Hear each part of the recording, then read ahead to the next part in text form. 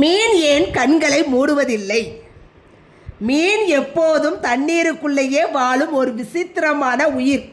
தண்ணீரில் இருந்தாலும் அது தூங்கும் போது கூட தன்னுடைய கண்களை மூடுவதில்லை.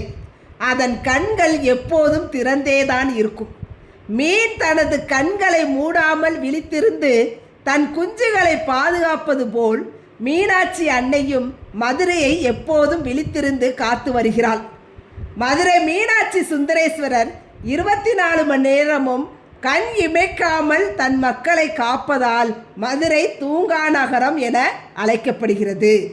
அன்னை மீனாட்சி தன் கண்களை மூடாமல் அருள் பாலிப்பதால் அவளை சார்ந்திருக்கும் மதுரை மக்களும் இரவு பகல் பாராமல் விழித்திருந்து உழைக்கிறார்கள். இதனால் தான் மதுரை தூங்கா நகரம் என்ற பெருமையை பெற்றது. தமிழ் சங்கங்களை வளர்த்த சுமார் 2500 ஆண்டுகள் பழமையான வரலாற்று சிறப்புமிக்க மாநகரம்.